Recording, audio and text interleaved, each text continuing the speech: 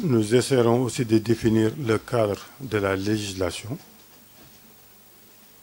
de cette prescription divine, ses exigences, l'aspect ésotérique du jeûne du mois de Ramadan, les avantages, les secrets du mois de Ramadan, à savoir le Laylatul Qadr, la nuit de la valeur ou la nuit du destin, sa signification,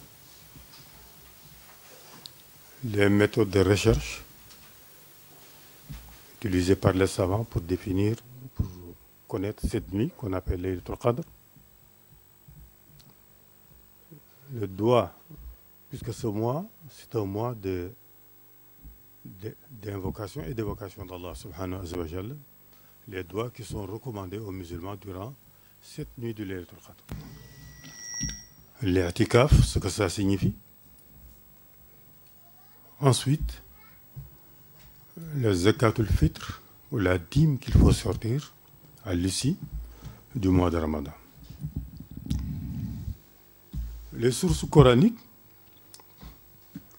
si nous référons au verset 195 de la sourate Al-Baqarah, Allah subhanahu wa ta'ala nous dit A'udhu billahi minash shaitanir rajim, bismillahir rahmanir rahim. Ya ayyuhallazina amanu kutiba alaykumus siyam kama kutiba alal ladzina min qablikum la'allakum tattaqun. Ayyaman ma'dudat.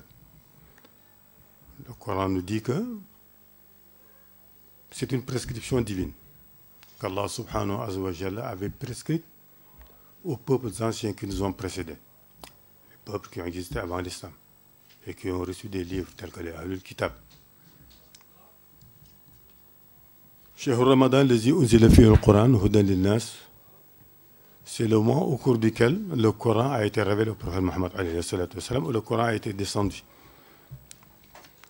Ça, ce sont les sources coraniques que l'on trouve dans la sourate Al-Baqarah, qui montrent que, et qui prouvent que c'est une prescription divine. Et nous avons les sources traditionnelles. Le prophète alayhi salatu wassalam a dit dans un hadith célèbre Soumu li ru'yatihi wa aftiru li ru'yatihi fa in ghumma alaykum fa akmilu al-iddata salasin. Dans un autre hadith, notre riwaya, il dit, là, il commence par une négation, la tasoumu hatta tarawul hilal, wa la tuftiru hatta tarawhu, fa in ghumma alaykum fa akmilu al-iddata salasin. Ça, cette source montre bien que le prophète alayhi salatu wa salam a défini les conditions du mois de Ramadan, les conditions qu'il faut observer pour commencer le mois de Ramadan et pour finir le mois de Ramadan. Jeûnez le mois de Ramadan quand vous apercevez le croissant lunaire dans le ciel, à l'œil nu. Et rompez le mois de Ramadan quand vous verrez le croissant lunaire dans le ciel. Si le ciel est couvert au-dessus de vous, de telle sorte que vous avez des difficultés à détecter le croissant lunaire dans le ciel, complétez le mois précédent, le mois de Ramadan, ça veut dire le mois de Shaban au 29e jour, 30 jours, et jeûnez le lendemain. À la fin du mois de Ramadan, c'est pareil. Ça veut dire que le mois de Ramadan est compris entre deux lunaisons. La vision du croissant lunaire au 29e jour du mois de Shaban et la vision du croissant lunaire au 29e jour du mois de Ramadan. Si ce croissant n'est pas aperçu dans le ciel à l'œil nu, il est recommandé, et même c'est devenu un ordre pour les musulmans, de compléter le mois de Ramadan ou le mois précédent de 30 jours. C'est quoi le Ramadan? La définition du Ramadan. As-siyam huwa al-imsak. Le jeûne du mois de Ramadan, c'est s'abstenir. Mais s'abstenir de quoi? Biniyatin anil muftirat. C'est s'abstenir de certaines choses qui peuvent entraîner la rupture du jeûne. C'est-à-dire, الشرب الأكل والجماع. Le fait de manger, le fait de boire ou le fait d'avoir des relations intimes avec son conjoint ou sa conjointe. Ce qu'on appelle al-muftirat. Ce sont des choses, quand vous les faites, votre jeûne est rompu. Que vous l'ayez fait sciemment ou par erreur. Et selon que vous l'ayez fait sciemment ou par erreur, la législation prévoit certaines dispositions que nous verrons plus tard. Donc, c'est le fait de s'abstenir de manger et de boire et d'avoir des relations intimes avec son conjoint à sa conjointe. من طلوع الفجر الثاني إلى غروب الشمس. من طلوع الفجر الثاني إلى غروب الشمس. De l'apparition de l'aube authentique et la غروب الشمس jusqu'au coucher du soleil complet. Ça, cette définition nous montre que cette prescription divine est bien délimitée. S'abstenir de manger, de boire, s'abstenir d'avoir des relations intimes avec son conjoint ou sa conjointe, mais tout il fajri sani, depuis l'aube authentique. Quand on dit l'aube authentique, ça veut dire qu'il y a l'aube authentique et l'aube qui ne l'est pas. L'aube authentique commence quand vous observez le ciel vers l'est et que vous voyez que la lumière commence à pointer du nord-est pour gagner tout le ciel. Quand cette lumière apparaît, ce qu'on appelle l'aube authentique. Et à partir de ce moment-là qu'il faut cesser de manger et de boire, il a Ghouroubi Shams jusqu'au coucher complet du soleil. Ça, c'est la prescription divine. Le côté sunna, c'est la tradition du prophète alayhi salatu wa salam. Par contre, nous impose ceci. Takhirus suhour ila ma qabla tulu al-fajr wa ta'jil al-iftar inda tahaqq Ghouroubi Shams. Le prophète alayhi salatu wa salam, dans sa pratique traditionnelle, nous recommande deux choses durant le mois de Ramadan. Quand on observe le jeûne durant toute la journée, donc comme on l'a dit tout à l'heure, depuis l'apparition de l'aube authentique jusqu'au coucher du soleil, nous nous abstenons de manger, de boire et d'avoir des relations intimes avec nos conjoints ou nos conjointes. Ensuite, de hâter, ta'jil iftar, de hâter, c'est-à-dire de faire rapidement la rupture du jeûne après le coucher du soleil, après le coucher du soleil, comme nous le verrons dans Tazawwud Sirah de Serigne Touba. Et ensuite, ta'jilul iftar et ta'khirus suhour, et de retarder le dernier repas de la nuit juste avant l'apparition de l'aube. Par exemple, actuellement, on prie vers 4 heures du matin, pour certains, d'autres avant, ça dépend. Mais pour ceux qui, par exemple, prient à 4 heures du matin, la Salatul Fajr, la prière du Fajr, il vaut mieux arrêter, par exemple, le suhour, c'est-à-dire le dernier repas, vers 3h30 ou 4h moins quart, ça dépend. Donc on dit qu'entre le moment où l'on cesse de manger et le moment où l'on commence vraiment le jeûne après le Fajr, il faut au moins pouvoir réciter 10 versets de Coran. Par exemple, Shams, ou bien Fatiha, plus l'Ikhlas, Fatiha, ou des choses comme ça. Donc c'est un moment très court. Ça veut dire que on peut couler washrabu, حتى تبين الخيط الأبيض من الخيط الأسود من الخيط الأسود من الخيط الأبيض من الخيط الأسود من الفجر. Mangez, buvez, jusqu'à ce que vous pouviez distinguer le fil blanc du fil noir, pas dans la nuit, mais au Fajr. C'est-à-dire que quand l'eau réelle, l'eau authentique est apparue, comme on l'avait défini tout à l'heure. Voilà donc la définition qu'on a donnée du mois de Ramadan. Maintenant, voyons du côté de la législation. La législation, si nous nous référons à Serigne Touba dans Tazawwud Sirah, on dit que le jeûne du mois de Ramadan repose essentiellement sur deux prescriptions divines, faridatan, sur deux prescriptions divines. Quelles sont ces prescriptions? La première prescription, c'est an-niyatu, l'intention, le fait de formuler l'intention. Mais quand est-ce qu'il faut formuler cette intention?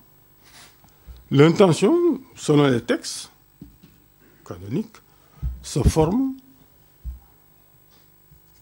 la première nuit du mois de Ramadan. Durant la première nuit. Quand on dit que, par exemple, le mois de Ramadan commence, par exemple, demain, c'est la veille au soir qu'il faut faire, après la prière de Isha ou avant, coucher du soleil en tout cas, où il faut formuler l'intention de jeûner tout le mois de Ramadan, une bonne fois pour toutes, et de le faire pour l'amour de Dieu, Inch'Allah.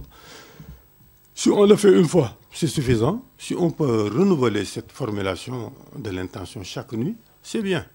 Mais l'exigence, c'est de faire la nuit une seule fois, mais la veille. Il ne faut pas attendre le jour du mois de Ramadan dans la journée pour commencer à formuler cette intention, sinon le jeûne ne serait pas valable. Donc il faut le faire la veille. Ensuite, al-kaf an-muftirat, le fait de s'abstenir des muftirat, c'est-à-dire des choses qui entraînent la rupture du jeûne, à savoir manger, boire ou avoir des relations intimes, comme on l'a vu tout à l'heure.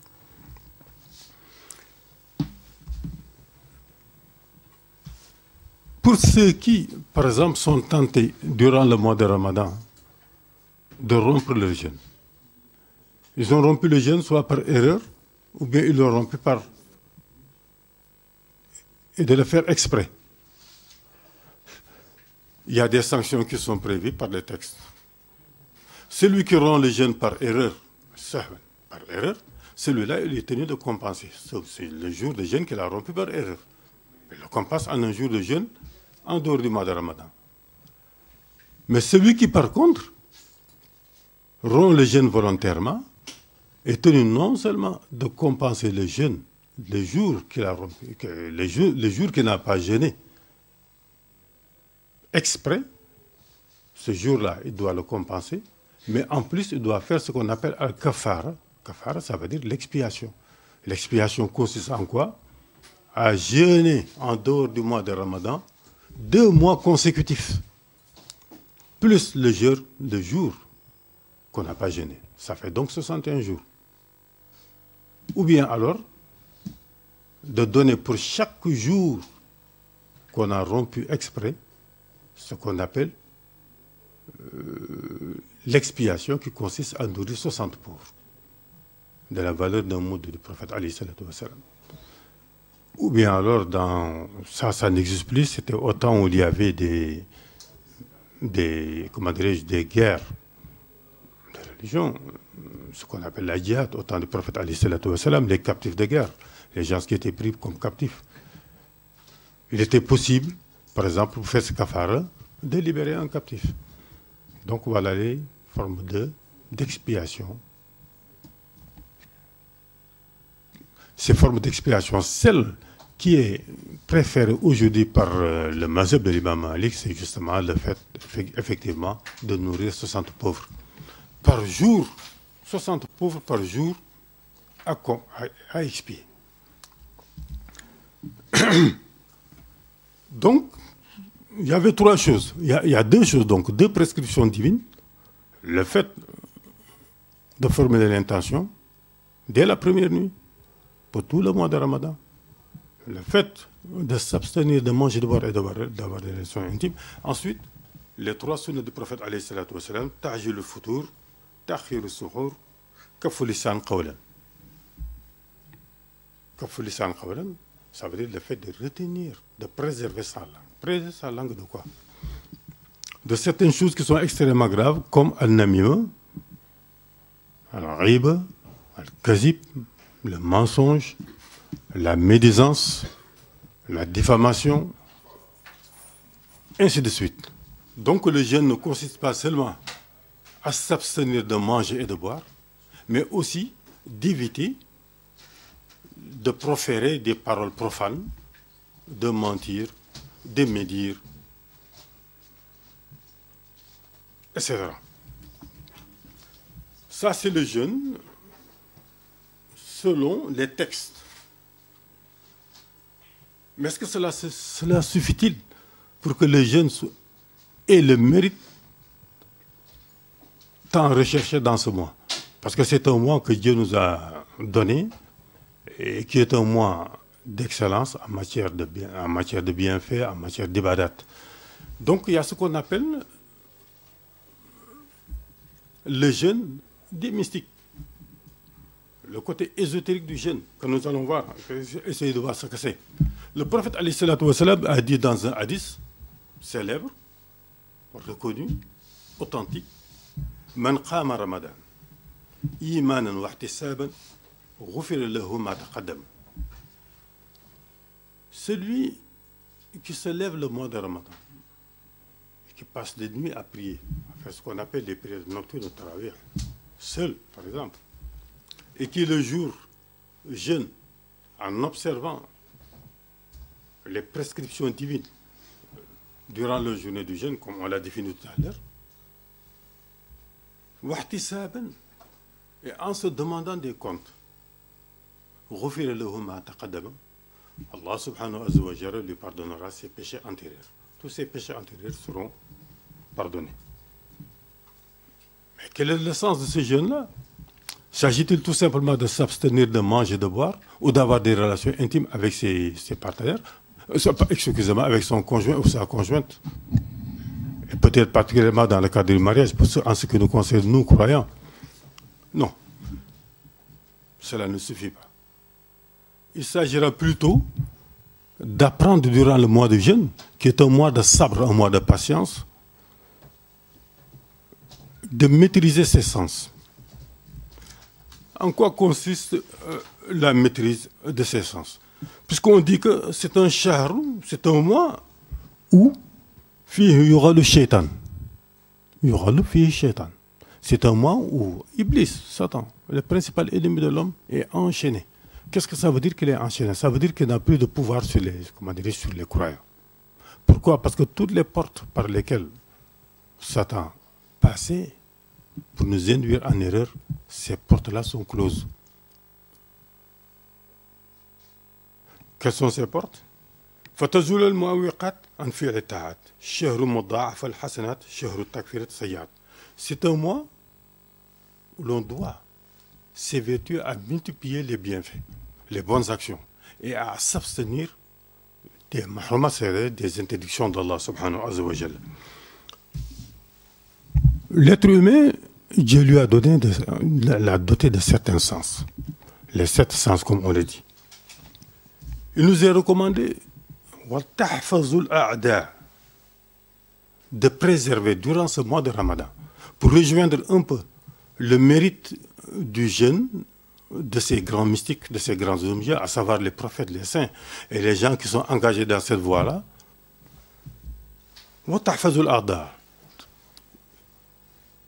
Au-delà même de l'abstention du manger, du boire, des relations intimes, de préserver ces sens. Quels sont ces sens? Le ventre, le lisan, la langue, le fajr, le sexe, le rijlan, les 2 pieds, le aynan, les 2 yeux, le yadan, les 2 mains, sabuha uznan, et les oreilles. Man laha ra'a anil ma'asi kullaha yantafi'a. C'est toi nous dit dans un de ces qsaïd, je crois que c'est Jawhar Tazawwud Shuban, celui qui s'évertue à préserver ces 7 sens-là, son jeûne lui sera bénéfique. Son jeûne lui sera bénéfique. Qu'est-ce que ça veut dire? Ça veut dire que celui qui passe la journée du jeûne, qui s'abstient de manger, qui s'abstient de boire, qui s'abstient d'avoir même des relations intimes avec sa propre épouse ou avec son propre époux, dans le cadre du mariage, légalement, qui s'abstient de tout cela, mais qui ne préserve pas cette sens, qui à la rupture du jeûne, par exemple, mange des aliments illicites, coupe le jeûne avec des aliments illicites, ou qui écoute des paroles profanes, ou qui participe à des séances de médisance, où l'on casse du sucre sur le dos de son voisin ou de son prochain, à dire du mal des autres, ou bien qui écoute des choses qui ne sont pas recommandables, ou bien qui s'aventure à aller dans des endroits où il y a ce qu'on appelle les majalis shaqawa. Majalis shaqawa sont les endroits où sont les lieux de perdition. Parmi ces lieux de perdition, on en a eu ici, par exemple, des lieux comme où les gens s'assemblent pour chanter, danser et boire jusqu'au matin, à fumer, à faire où il y a la promiscuité entre les hommes et les femmes, tels que Bercy, ou des choses comme ça. Ce sont les lieux de chacao, les terrains de football où les gens s'affrontent, où ils oublient Dieu, Allah subhanahu wa ta'ala, où leur esprit est orienté vers autre chose que l'évocation, et les ta'at, et les ibadat. Celui qui... Donc le jeûne ne consiste pas seulement à s'abstenir des trois choses qu'on avait dites, mais aussi de préserver ses, ses sens. Ce qu'on appelle le jeûne du mystique. L'imam Ghazali a défini des degrés de jeûne. Parmi les communs des mortels, les gens qui s'abstiennent tout simplement de manger et de boire, c'est déjà bien. Celui qui s'abstient de manger et de boire, mais qui parvient à retenir sa langue, qui ne dit pas du mal des autres, qui ne profère pas des mensonges, qui ne procède pas à des médisances sur les autres. Celui-là, il a jeûné. De l'apparition de l'aube authentique jusqu'au coucher du soleil. Il aura jeûné. S'il parvient maintenant à préserver ces sept sens, c'est encore mieux. Il rejoint le jeûne justement de ces grands hommes de Dieu qu'on appelle les mystiques. C'est pourquoi dans Tazawwud al-Shaban, Saint Thomas nous dit Fassaum. Il nous dit Summa siyam tabihu lam yanhasir fi adam al-akli faqat. Il ne s'agit pas tout simplement de s'abstenir de manger et de boire. Non. Il dit que non, c'est pas suffisant. إذ رب الصائم مع الجماعة ليس له فيه سوى المجاعة.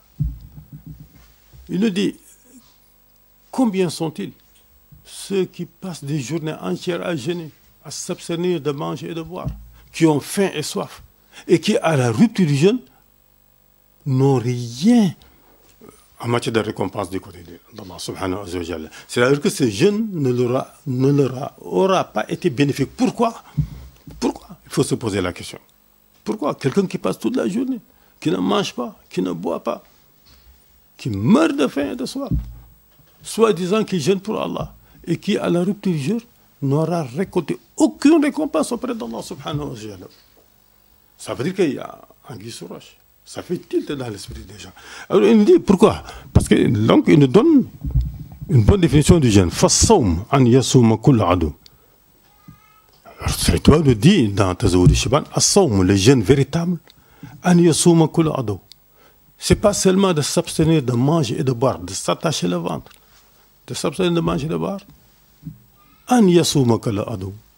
De faire jeûner tous tes membres. Les 7 membres dont j'avais dit tout à l'heure. De les faire jeûner. Comment faire jeûner ses yeux, ses oreilles?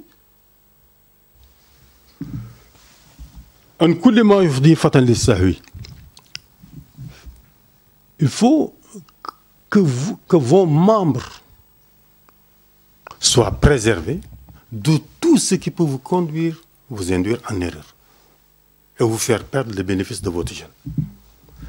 Fatumsiku min nazaratin ila al-haram. Première chose, le regard. Préservez votre regard de ce que Dieu, Allah subhanahu wa ta'ala, a interdit. Wal mash, la marche, d'aller vers des endroits de perdition. Moi, j'allais ce Chakao. On a eu ici, c'était le cas de Bercy ici, c'était le cas de Bataclan, autant d'autres. Ou quand l'individu meurt, il risque d'avoir des comptes à rendre devant Allah subhanahu wa ta'ala. Wassam, le fait d'écouter des choses qui sont interdites, par exemple la médisance, ou quelqu'un qui dit du mal d'un autre, ou qui fait de la diffamation, de ne pas l'écouter. Ma'al kalam, la parole, le bavardage, même, je ne dis même pas médire, ou dire du mal de quelqu'un, mais le fait tout simplement de raconter de tout et de rien, le bavardage, qui ne sert à rien. Alors qu'on ferait mieux de prendre son livre de Coran, de lire le Coran, ou de faire des tasbih, ou des choses comme ça. Ce serait beaucoup mieux.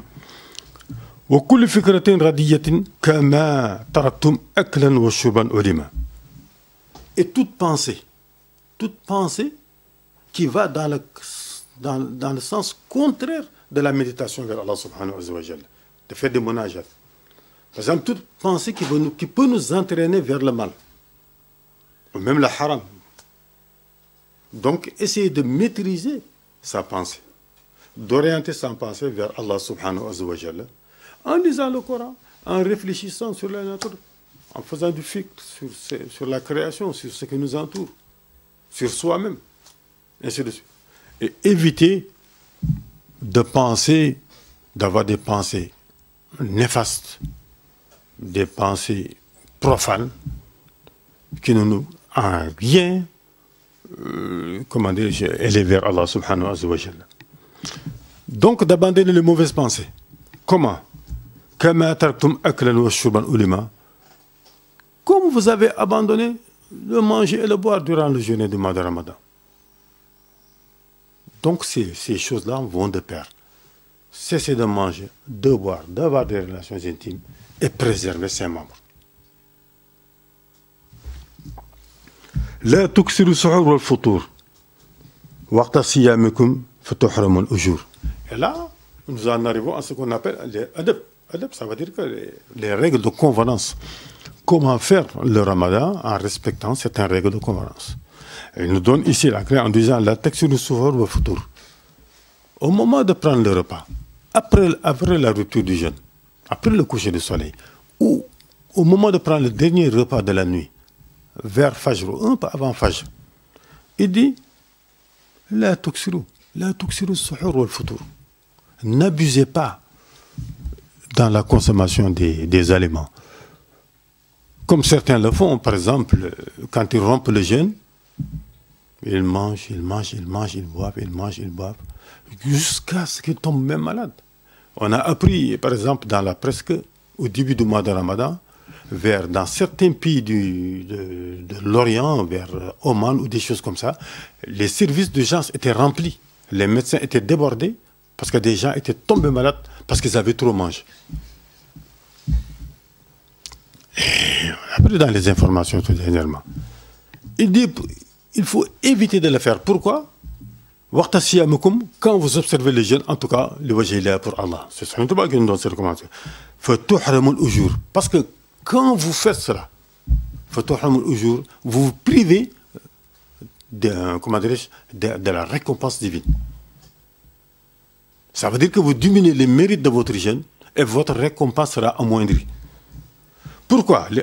Parce que al-batn saqil, parce que le ventre bien rempli entraîne quoi? Qalbun mashghoulun an dhikrillah.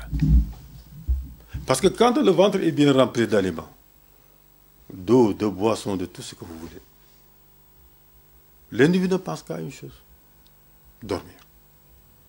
Donc, les avantages de la nuit du mois de Ramadan, comme on l'avait dit, man qama Ramadan, imanan wa ihtisaban, ghufira lahu ma taqaddama min zanbi. Tu perds bien et tu perds cet avantage. Le fait de pouvoir se tenir la nuit, au beau milieu de la nuit, faire des rakas, au moins 12 rakas comme le faisait le prophète alayhi salatu wa salam, réciter le Coran, faire des tasbih, faire des listighfar, vous perdez ce bénéfice-là. Parce que vous serez assailli par le sommeil, parce que votre ventre est plein comme le ventre d'une baqara, comment dire, d'une vache qui a trop mangé. Vous ne pouvez plus bouger, vous ne pouvez plus accéder au hasanat de la nuit. Vous perdez les bénéfices de cette nuit-là. Donc, votre récompense sera amoindrie. Parce que, et le cœur et le cœur sera détourné de l'évocation et de l'invocation de Allah subhanahu wa ta'ala. Parce que le cœur sera asséché. Quand l'individu a le ventre plein, il ne pense plus qu'à dormir et à faire autre chose. Mais il ne pense pas à adorer Allah subhanahu wa ta'ala. Il ne pourra plus parce que le cœur dévie. C'est ce que Sallallahu qui nous a expliqué ici. Donc ça c'est l'aspect ésotérique du mois de Ramadan dont il faut tenir absolument compte. Malheureusement, beaucoup de gens ne voient pas ça comme ça. Parmi les avantages et les privilèges du mois de Ramadan, nous avons ce qu'on appelle actuellement Laylatul Qadr. Ça fait partie des secrets du mois de Ramadan. C'est quoi Laylatul Qadr? Le Coran dit, Auzubillahi minash shaitanir rajim, Bismillahir rahmanir rahim, Inna anzalnahu fi Laylatul Qadr, wa ma adraka ma Laylatul Qadr, Laylatul Qadr khayrun min alfi shahrin. Donc c'est une nuit qui se trouve dans le mois de Ramadan. Donc qui n'est pas en dehors du mois de Ramadan. On le trouve dans le mois de Ramadan. Mais où? Le mois de Ramadan est en constitué de 3 décades. Il y a 3 décades dans le mois de Ramadan. La première décade, alayhi salatu wa salam nous dit que c'est la maghfira. Les 10 premiers jours correspondent à la maghfira, au pardon d'Allah. La deuxième décade, Rahma, la miséricorde d'Allah, attire la miséricorde d'Allah. Ça veut dire que c'est la décade où nous sommes à l'heure actuelle. C'est-à-dire que nous marchons vers la miséricorde d'Allah si nous observons les jeunes dans les conditions prescrites par la loi et la tradition du prophète alayhi salatu wa salam. Et la troisième décade, Al-Iq.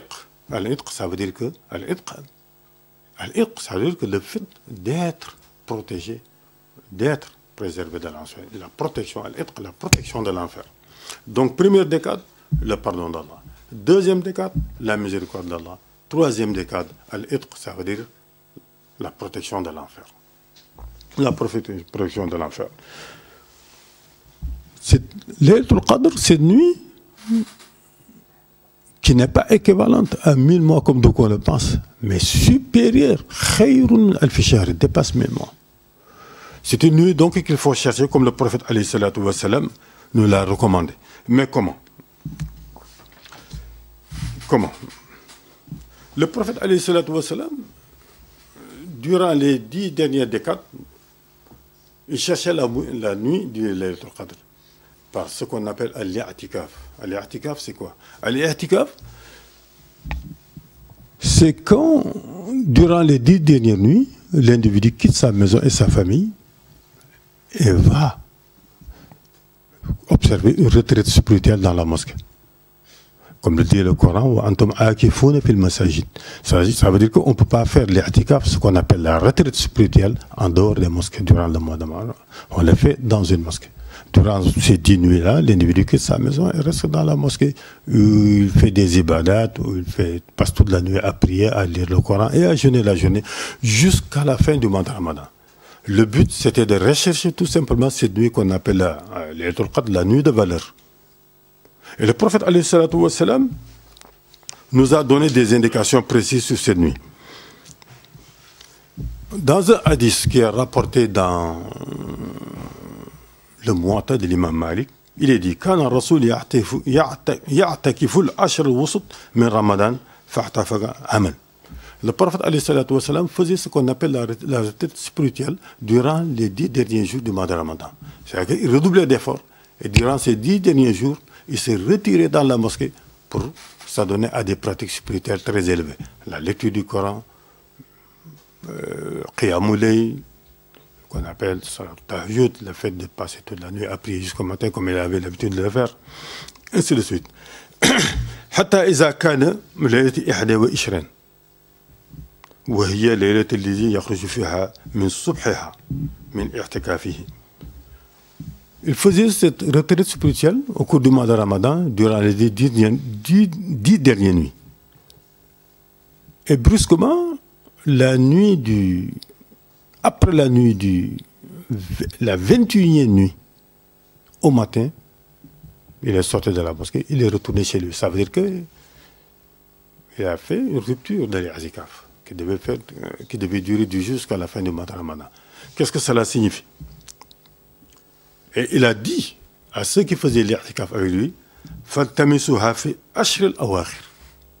Cherchez la nuit de Laylatul Qadr dans les 10 derniers jours du mois de Ramadan. Donc c'est une recommandation de vous. Il faut chercher dans les 10 dernières nuits. Il paraît que selon certaines sources, au début, il cherchait ça au début du mois de Ramadan. Ensuite, on lui a appris que cette nuit a été transférée vers les 10 derniers jours. Donc il nous dit فَالْتَمِسُوهَا فِي الْأَشْرِ الْأَوَاخِرِ. Cherchez la nuit de la valeur, la nuit du destin, comme on le dit, la nuit de Laylatul Qadr, dans les 10 derniers jours. وَالْتَمِسُوهَا فِي كُلِّ وِتْرٍ. Et cherchez-la parmi les nuits impaires. Donc 10 derniers jours, 10 dernières nuits, et parmi les nuits impaires. Dans un autre hadith, il nous dit تَحَرُّوا لَيْلَةُ الْقَدْرِ فِي الْأَشْرِ الْأَوَاخِرِ مِنْ رَمَضَانَ فِي السَّبْعِ الْأَوَاخِرِ. Cherchez la nuit du destin, Laylatul Qadr, fil ashr al-awakhir, dans les 10 derniers jours, min Ramadan, dans le mois de Ramadan. Donc nous ne sortons pas du cadre du mois de Ramadan. Fils Sabah al-Awakhir, mais là il nous précise dans les 7 dernières nuits. 10 dernières nuits, ensuite 7 dernières nuits. Et on continue. Fatamisuha fi tasi'a wa sabi' wal khamis. Et dans un autre hadith, il nous donne une autre recommandation. Cherchez la nuit du mois de Ramadan fi tasi'a. Dans la 29e nuit. Wa sabi'a. Dans la 27e nuit. Wal khamisa. Dans la 25e nuit. On était parti du 21, de la nuit du 21, 21, 25, 29, 27. Dans les 10 dernières nuits. Donc, on ne sort pas du cadre des 10 dernières nuits. Donc, c'est un canevas de recherche que nous donne. Ça veut dire que cette nuit n'est pas connue que d'Allah subhanahu wa ta'ala. Les savants disent que 3 choses sont recherchées. 3 choses. L'heure as-sa'a fi yawm al-jumu'ah, l'heure du jour du vendredi, où la prière est acceptée, où les portes du ciel sont ouvertes, où la prière est acceptée. Cette heure-là, personne ne la connaît, sauf les privilégiés d'Allah subhanahu wa ta'ala. C'est une heure dans la journée du mois de Ramadan. Quand vous allez dans, je crois, Masalik al-Jinan, Serigne Touba nous dit, entre Asr et Maghrib, ou au-delà. D'autres disent au moment où, comment dirais-je, l'imam est sur sa chair pour faire sa prédication. Mais ce n'est pas ça l'objet. Donc, c'est une heure à recherche. Laylatul Qadr et la nuit du destin fait partie de ces 3 choses à chercher. La 3e chose à chercher, c'est le secret assir qui est dans le zikr d'Allah, dans les zikr, les zawrat que les mystiques utilisent pour s'élever vers Allah subhanahu wa ta'ala et qui sont comprises dans certaines paroles de zikr. Par exemple, vous prenez le wird de Makhuz ou le wird de Khadriya ou Tijani ou Shazili ou Naqshbandi ou ce que vous voulez, parmi les grands wird qui ont été donnés aux serviteurs d'Allah par les grands pôles, les Aqtab, ils disent que le secret est compris dans une des paroles de ce wird. Mais le secret n'est révélé qu'aux privilégiés. Donc, le Qadr fait partie de ces 3 secrets-là. Et il est dit que Man shahid al-isha min laylat al-qadr faqad akhadha bi haddati minha.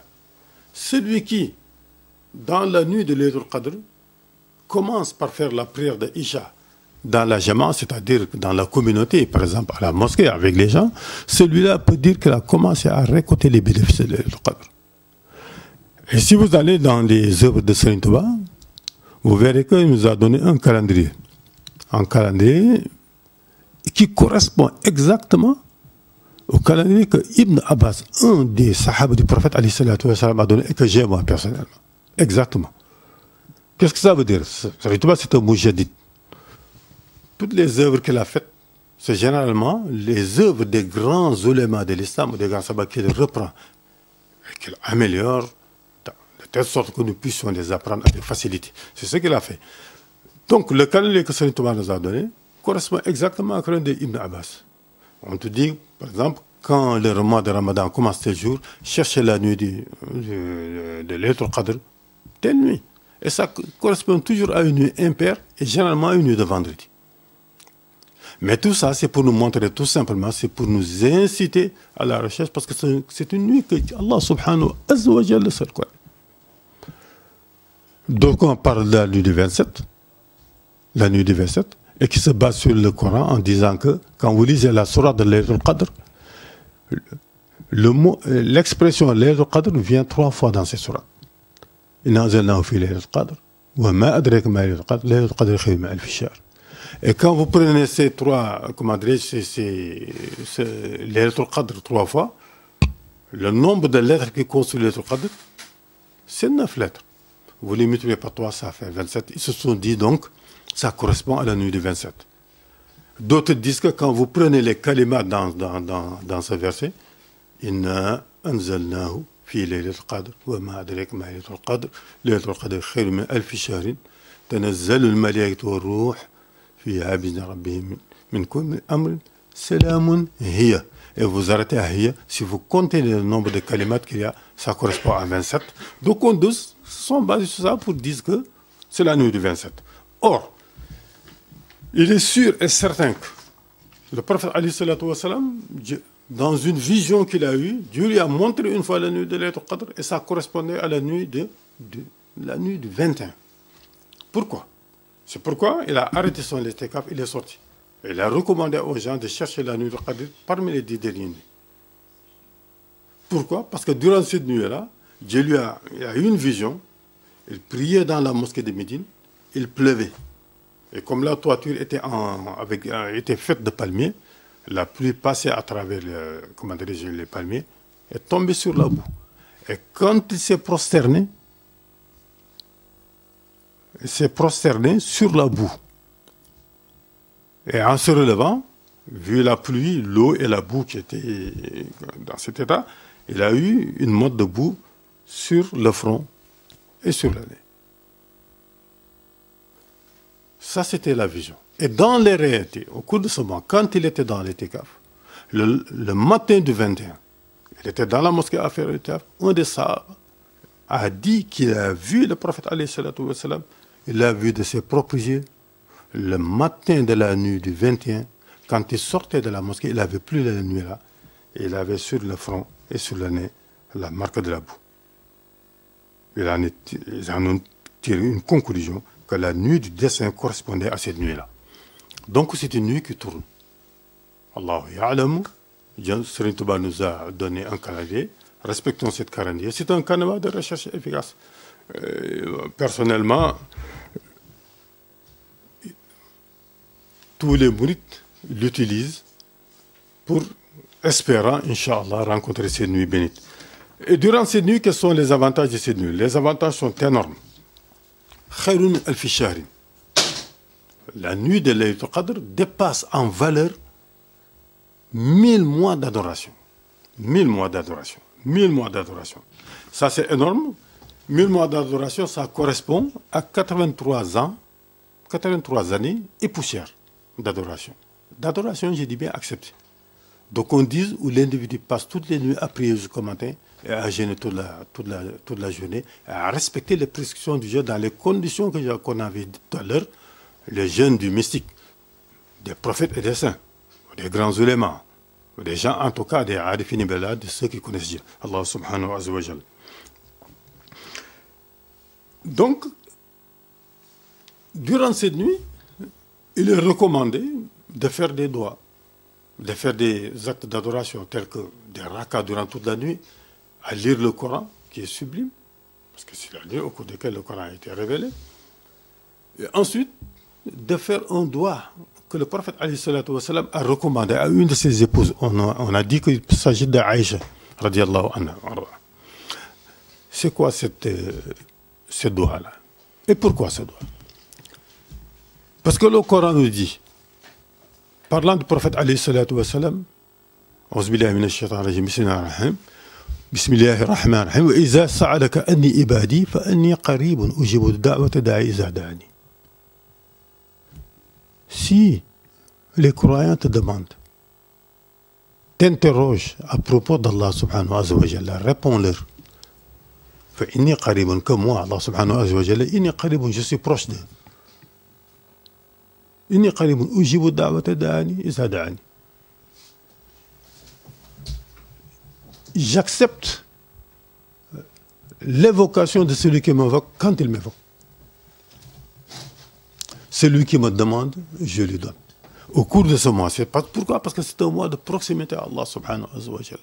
C'est le mois de sabr, mais c'est le mois où on se rapproche de plus d'Allah en faisant ce qu'il nous a demandé de faire. Parce que dans un hadith du prophète alayhi salatu wa salam, il a dit que le serviteur d'Allah ne se rapproche d'Allah que par ce qu'il lui a demandé de faire. Ce qu'il lui a prescrit. Ensuite, c'est par des nawafil qui se rapprochent de lui, jusqu'à ce qu'il devienne lui par laquelle il entend, la vision par laquelle il voit, la main par laquelle il saisit, ainsi de suite. Et ce doigt-là, c'est quoi? Le prophète alayhi salatu wa salam l'aurait recommandé à Aïcha, qui lui a demandé, si Dieu me donne, m'accorde la faveur de connaître la nuit de Laylatul Qadr, que dois-je faire durant cette nuit? Le prophète alayhi salatu wa salam lui a dit que durant cette nuit, ne fais autre chose que cette doigt-là. Après les prières, bien entendu, fais cette doigt. Ce doigt, c'est quoi? Allahumma innaka afoun tuhibbul afwa fa'fu anni.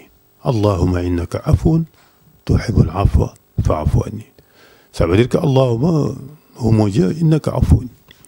Tu es celui qui pardonne. Tuhibbul afwa, tu aimes pardonner, fa'fu anni, pardonne-moi. Et ce que l'individu, ce que nous cherchons tous, wallahi, c'est le pardon d'Allah. Parce que celui qui a la certitude que son dernier instant est arrivé, qu'il doit quitter ce monde, si on lui dit demande à Dieu quelque chose, il ne va pas lui demander des châteaux, il ne va pas lui demander des milliards, il ne va pas lui demander le pouvoir ou la richesse. Il ne demandera même plus la santé, parce qu'il sait qu'il va partir. Qu'est-ce qu'il va lui demander? Le pardon à Allah. Qu'Allah le pardonne et l'accueille dans sa miséricorde. C'est pourquoi le prophète alayhi salatu wa salam l'a recommandé à Aïcha, qu'il a recommandé à tous les croyants de la terre, de rechercher cette nuit de valeur, qu'on appelle l'Laylatul Qadr, et de privilégier l'évocation d'Allah subhanahu wa ta'ala, les demandes adressées à Allah subhanahu wa ta'ala, pour soi, pour sa famille et pour tous les musulmans. Ayyuhal mu'minun al-kiram, chers amis musulmans, voilà succinctement ce qu'on a pu vous apporter comme cadeau du mois de Ramadan, pour que ce mois de Ramadan soit bénéfique à tout un chacun parmi nous. Et donc nous demandons à Allah de nous donner la force et la santé pour faire ce Ramadan et de terminer ça dans les meilleures conditions. Allahumma rabbana taqabbal minna innaka antas samiul alim.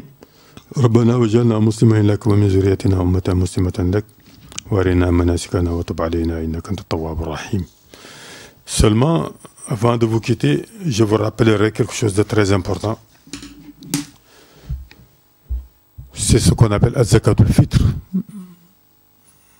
qui est la dîme que le prophète alayhi salatu wa salam a rendu obligatoire à tout musulman croyant qui fait le mois de Ramadan. Zakatul fitr, c'est la zakat que l'on sort à la fin du mois de Ramadan. Quand est-ce qu'il faut le sortir? À qui elle est destinée? Et pourquoi le faire? Il faut sortir ça la veille de l'Aïd al-Fitr, la veille de la fête de la rupture. Ça veut dire que si on est le 29 ou le 28 du mois de Ramadan, il faut sortir cette zakat fitr avant le jour de la rupture du jeûne, avant la prière de l'Aïd al-Fitr. En quoi cela consiste? Cela consiste à sortir, comme le prophète alayhi salatu wa salam l'avait recommandé, de sortir de la nourriture. La nourriture qu'il faut donner aux nécessiteux. Pourquoi? Parce que le prophète alayhi salatu wa salam ne voulait pas qu'en ce jour de l'Aïd, de fête, que les nécessiteux, les masakin ou al-fuqara, les nécessités, les besoins, aillent demander de l'aumône. Il ne voulait pas ça. Il voulait qu'ils participent à la fête comme tout le monde sans demander quoi que ce soit. Donc c'est une institution prophétique, une prescription du prophète alayhi salatu wa salam obligatoire à tous les croyants, qu'il faut sortir avant d'aller à la prière. Il faut sortir ça la veille, au soir, ou en tout cas le matin de très bonne heure, pour que ces ayants droit reçoivent cette, comment dire, ce sadaqa-là. En quoi cela consiste? À donner de la nourriture. Pas n'importe quelle nourriture. Vous prenez par exemple un pays, comme le Sénégal par exemple, où les gens généralement se nourrissent de, comment dirais-je, de riz, avec ça, ou bien de mil. Vous sortez sa zakat sur la base de cet aliment, qui est une alimentation moyenne. Moyenne. L'alimentation que les gens moyennement utilisent pour se nourrir. Par exemple, le riz, au Sénégal, c'est connu. Ici en France, je ne sais pas. Dans les autres pays, ça peut être des dattes, en tout cas des céréales que le prophète sortait. Il faut sortir ce qu'on appelle le moud du prophète, ce qu'on appelle as-sa, qui correspond à 4 moods. Ça veut dire que si vous prenez un être humain normal, de taille moyenne, de prendre avec ses 2 mains l'équivalent de 4 mesures de ces 2 mètres, ça fait un ça. Il le fait sortir pour soi, pour sa femme, pour ses enfants et les gens qui sont à sa charge, qu'ils soient grands ou petits, même les bébés qui viennent de naître, on doit sortir ça pour eux et donner ça aux nécessités. Ce n'est pas de l'argent qui est destiné à construire des mosquées ou à entretenir des routes ou à faire des œuvres. Non, c'est destiné aux nécessités pour qu'ils puissent participer à la fête convenablement. Détourner cet argent, c'est mettre cet argent ailleurs, contrairement aux enseignements du prophète. Parce que le but, c'est que les nécessiteux puissent avoir cette nourriture et pouvoir participer à la fête comme tous les musulmans sans avoir à demander le monde. C'est ça le but. Donc, sortez ça avant la prière du jour de la rupture des jeûnes, selon les modalités définies par le prophète, en se basant sur la nourriture moyenne des gens d'un pays donné, sous forme de céréales, de dattes, etc. Mais la nourriture moyenne. Ici en France, il y a des gens qui sortent ça sous forme d'argent. Ils ont fixé ça à 5 euros, des choses comme ça. Ceux qui l'ont fait en se basant peut-être sur des textes ou sur des calculs propres. Mais en tout cas, selon la sunna du prophète, c'était ça. On sortait ça, et pourtant, à ce moment, il y avait la monnaie. Bon, d'autres disent que c'est pour faciliter. Allahu ya'lam, Dieu est mieux savant, et son prophète, mais la sunna du prophète, à l'époque, c'était ça. Wassalamu alaikum wa rahmatullahi ta'ala wa barakatuh.